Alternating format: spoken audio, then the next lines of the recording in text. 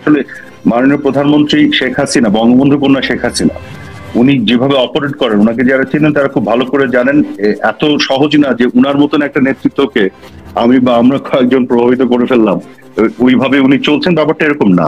বিগত সরকারের 16 বছরে আপনি বিপুল অর্থবিত্তের মালিক হয়েছেন, যে আপনি আসলে পুলিশকে গুলি ছুড়তে উৎসাহ দিচ্ছেন। আপনি কিন্তু গণমাধ্যমে একবার প্রশ্নের উত্তরে বলেছিলেন যে পুলিশের কাছে যত গুলি আছে এই গুলিগুলো 5 বছর গুলি করলেও এগুলি শেষ হবে না। তো তারপরে কিন্তু আন্দোলনকারীদের পক্ষ থেকে বলা হয়েছিল যে আপনি আসলে পুলিশকে গুলি ছুড়তে উৎসাহ দিচ্ছেন। তো আসলে এই প্রসঙ্গটায় কি বলবেন আপনি? প্রশ্নটা ছিল আমার কাছে সেই সময় যে পুলিশের কাছে রাবার বুলেট শেষ হয়ে যাচ্ছে বিভিন্ন জায়গায়, তো শেষ কেন হয়ে যাচ্ছে, আপনাদের কাছে রাবার বুলেট নাই, এরকম একটি প্রশ্ন ছিল। তখন আমি উত্তরে বলেছিলাম যে দেখুন, পৃথিবীর সকল দেশেই সকল রাষ্ট্রের কাছে, তার সরকারের কাছে ডিফেন্সের জন্য, সেলফ ডিফেন্সের জন্য, শান্তি শৃঙ্খলা রক্ষা করার জন্য কিছু নন লিথাল ওয়েপন থাকে, যেমন টিয়ার শেল, রাবার বুলেট, এগুলো। তো বাংলাদেশের রাষ্ট্রের কাছে, সরকারের কাছে যথেষ্ট পরিমাণ রাবার বুলেট আছে। রাবার বুলেট যে পরিমাণ আছে, প্রত্যেক সেকেন্ডে ছুড়লেও 5 বছর লাগবে। কিন্তু তার মানে এই না যে আমরা আনলিমিটেড রাবার বুলেট সাপ্লাই দিয়ে যাব পুলিশকে এবং পুলিশ আনলিমিটেড গুলি ছুটতে থাকবে। আমার উত্তরটা উস্কানিত পরের কথা, বরং এটার বিপরীত ছিল।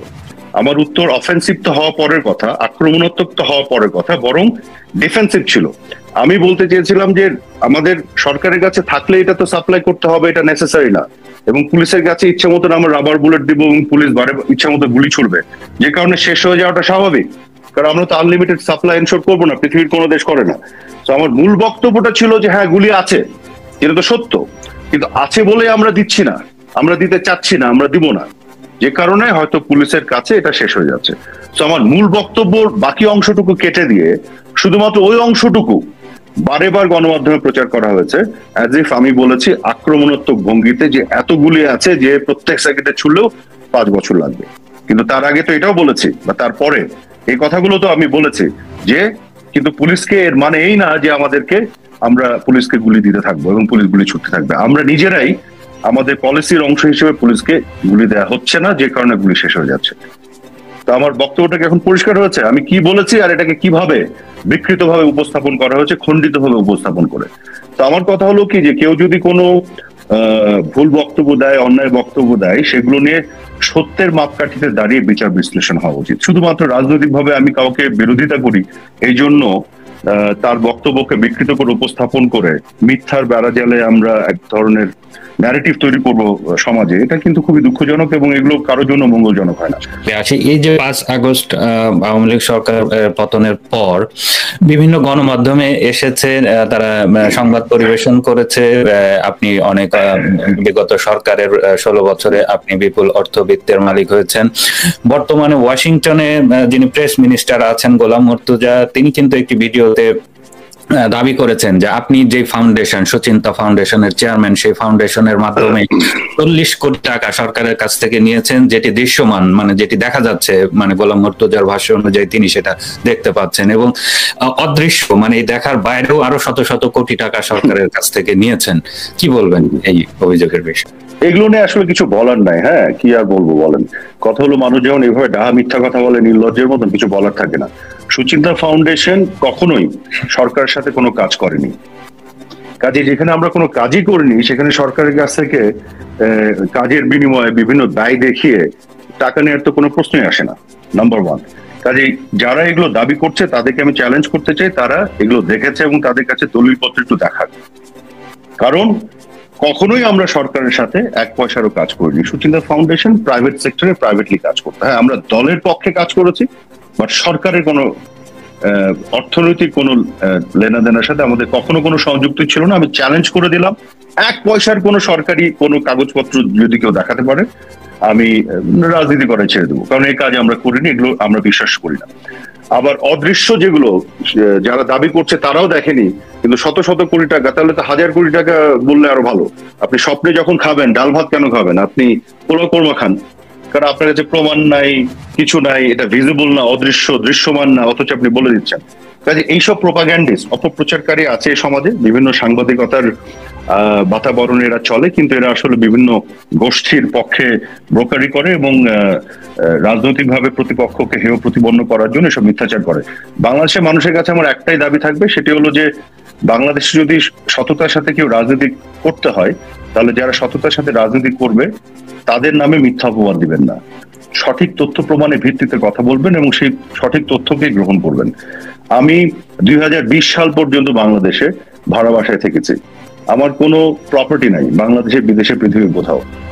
একটা অ্যাপার্টমেন্ট যেটা আছে সেটা আমার নামে অ্যাপার্টমেন্ট একটা আছে। 2020 সালে কোভিডের সময় সেই অ্যাপার্টমেন্টটা কেনা হয়েছিল গুলশানে, যেটাতে আমি থাকতাম, এবং তারও বিপরীতে আমার লোন আছে, যে লোন আমি প্রত্যেক মাসে শোধ করতাম। এর বাইরে সরকারি কোনো প্লট, কোনো অন্য কোনো জমি জমা, এগুলো কোনো কিছুই আমার নাই। এগুলো যদি থাকে দেখা, আমি চ্যালেঞ্জ করে দিলাম। এখন তো গভর্নমেন্টে আমাদের প্রতিপক্ষ আছে, শুধু প্রতিপক্ষ না, আমাদের ব্যাপার প্রচন্ড হস্টাইল। তারা একটু বের করে দলিল সহ, দালিলিক প্রমাণ সহ দেখাক। তো সরকারিভাবে আমার যে অবস্থান, ধরেন আমি এমপি ছিলাম, 2বার মন্ত্রী হয়েছি এই টার্ম, লাস্ট টার্মে এসে, তার আগেও তো আমার একটা দলের সাথে এবং সরকারের বিভিন্ন উচ্চ পর্যায়ে অবস্থান ছিল, কিন্তু আমি কখনো ওইগুলোকে রাজনৈতিক আদর্শিক ভাবে আমার কাজকর্মের বাইরে অর্থনৈতিক ভাবে লাভবান হওয়ার জন্য কাজ করিনি। তাহলে তো আমার অনেক কিছু থাকতো, কিছু দেখাতে পারবেন না, কারণ কিছু নাই। আর যারা এইভাবে গায়েবী ভাবে বানিয়ে বানিয়ে মিথ্যাচার অপপ্রচার করা খুবই দুঃখজনক। প্রভাব ছিল, এবং এই যে 5 আগস্টে মানে জুলাইয়ের যে আন্দোলন, সেই আন্দোলন সামাল দেওয়ার জন্য আপনি সহ আরো 2-1 মন্ত্রীকে দায়িত্ব দিয়েছিলেন, কিন্তু আপনারা এই আন্দোলনটাকে সামাল দেওয়ার জন্য আসলে সঠিকভাবে পারেননি এবং ব্যর্থ হয়েছেন। তো এই প্রসঙ্গটাই যে আসলে এই আন্দোলন সামাল দেওয়ার ক্ষেত্রে আপনাদের প্রতি আসলে কতটুকু সরকারের উচ্চ পর্যায় থেকে দায়িত্ব দেওয়া হয়েছিল, আর আপনারা কেন ব্যর্থ হলেন? দেখুন, এখানে এটা তো সত্যি কথা যে আমাদের তো 5ই আগস্টে যে ঘটনা ঘটেছে এবং পরবর্তীতে, সেখানে তো আমাদের কিছু ব্যর্থতা অবশ্যই আছে, এটা স্বীকার করতে হবে, এ ব্যাপারে তো কোনো সন্দেহ নাই। এবং আমি আমারও মনে করি ব্যর্থতা আছে, কাজে এই ব্যাপারে আমি অস্বীকার করি না। কিন্তু আমাদের নিয়ত কখনো খারাপ ছিল না। আমাদের কখনো ইচ্ছা এবং নিয়তটা যেটা ছিল সবসময় আওয়ামী লীগের সরকার এবং বাংলাদেশের মঙ্গলের পক্ষে আমরা কাজ করেছি। এবং এটি ঠিক নয় যে আমি সহ আরো আমরা কয়েকজন মাত্র প্রভাব বিস্তার করেছি প্রভেদ, এটা ঠিক নয়। মানে আসলে মাননীয় প্রধানমন্ত্রী শেখ হাসিনা, বঙ্গবন্ধু কন্যা শেখ হাসিনা, উনি যেভাবে অপারেট করেন, ওনাকে যারা চেনেন তারা খুব ভালো করে জানেন, এত সহজ না যে উনার মতন একটা নেতৃত্বকে আমি বা আমরা কয়েকজন প্রভাবিত করে ফেললাম, ওইভাবে উনি চলছেন, ব্যাপারটা এরকম না। তবে হ্যাঁ, সামগ্রিক ভাবে তো অবশ্যই ব্যর্থতা আমাদের ছিলই। এটা না থাকলে তো রাজনৈতিক ভাবে তো আমরা একটা কঠিন বাস্তবতায় পড়ে গেছি। আমাদের কিছু ভুল সিদ্ধান্ত তো অবশ্যই ছিল এবং এগুলো নিয়ে আমরা রিগ্রেট করি, এগুলো নিয়ে আমরা দুঃখ প্রকাশ করি। ধরেন যে ষড়যন্ত্রটা যেভাবে হয়েছে, ব্যাপারে তো কোনো সন্দেহ নাই, সেই ষড়যন্ত্রের খপ্পরে পড়ার জন্য আমাদের কিছু ভুল সিদ্ধান্ত ছিল, সেগুলো আমরা পড়েছি।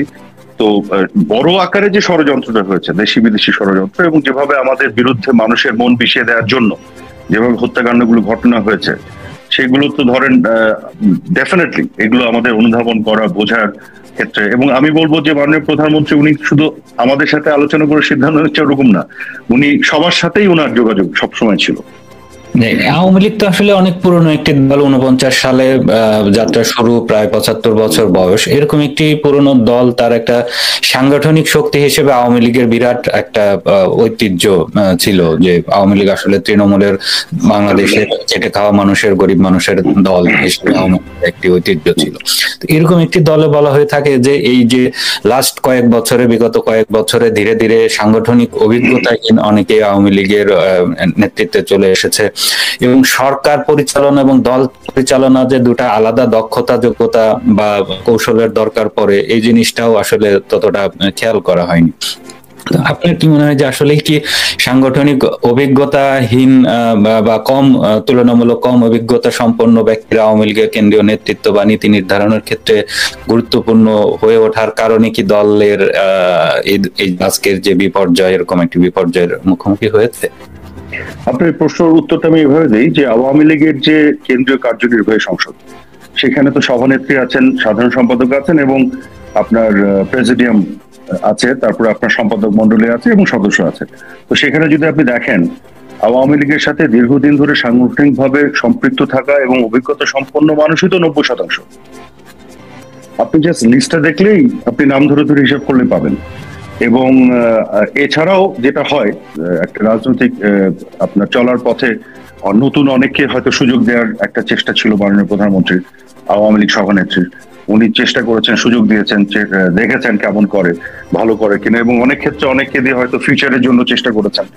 এবং রাজনৈতিকভাবে তো সাংগঠনিক দক্ষতা যেমন দরকার, আপনার প্রশাসনিক দক্ষতা দরকার, গভর্নমেন্ট বোঝার একটা বিষয় থাকে, ডিপ্লোম্যাটিক জায়গাগুলোতে কাজ করার অভিজ্ঞতা, ক্যাপাসিটির ব্যাপার থাকে। এটা অনেক ভ্যারাইটি অফ ক্যাপাসিটির ব্যাপার, একজনের মধ্যে সবকিছু থাকে না। এই জন্য যাদের মধ্যে বিভিন্ন জনের বিভিন্ন ধরনের ক্যাপাসিটি হয়তো থাকে, সেগুলোকে নিয়ে মাননীয় প্রধানমন্ত্রী চেষ্টা করেছেন, সুযোগ দিয়েছেন, ওভাবেই আমার মনে হয় হয়েছে। কিন্তু আমি মনে করি না যে ঢালাও ভাবে বিষয়টি এরকম ঘটেছে।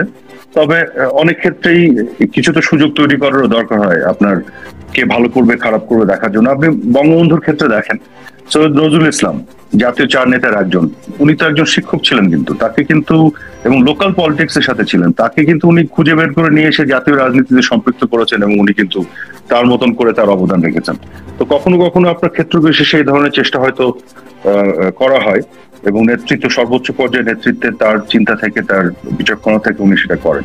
কিন্তু আমি ঢালাওভাবে এই অভিযোগটিকে সমর্থন করি না। আমার মনে হয় না যে বিষয়টি এভাবে হচ্ছে। তবে এর বাইরেও অবশ্যই আমাদের এই মুহূর্তে যে বাস্তবতা, সেখানে দাঁড়িয়ে এটি বলার কোনো সুযোগ নেই যে আমাদের কোনো ভুল ভ্রান্তি কখনোই কিছু হয়নি। ভুল ভ্রান্তি তো অবশ্যই হয়েছে, এগুলো এই চলার পথে হয়, এবং সেখান থেকে শিক্ষা নেওয়ার ব্যাপার থাকে, যেটা আমি বললাম। এই ভুলগুলো কি আপনারা চিহ্নিত করতে পেরেছেন? দলের মধ্যে কি এই ভুল ভ্রান্তি গুলো নিয়ে আলোচনা হচ্ছে? মানে আত্মসমালোচনার যে জায়গাটা, সেইটা কি এখন আপনাদের মধ্যে আছে? না, আপনার এটা তো আপনার এখন না, এটা তো সার্বক্ষণিক ভাবে সবসময় থাকতে হয়। আওয়ামী লীগের কিন্তু একটা মানে বিউটি আছে, সেটা হচ্ছে আওয়ামী লীগের কিন্তু বিভিন্ন ফোরামে সবসময় আলোচনা, সমালোচনা, বিভিন্ন ধরনের বক্তব্য দেয়া, এসব কিন্তু হয়ে আছে, মানে হয়ে আসছে এবং হয়। এই যে আওয়ামী লীগের কেন্দ্রীয় কার্যনির্বাহী সংসদের যে মিটিং গুলি, আপনাকে আমি ছোট্ট এক্সাম্পল দিই। এই সর্বশেষ মিটিং এ আপনার মনে আছে, এই লোকাল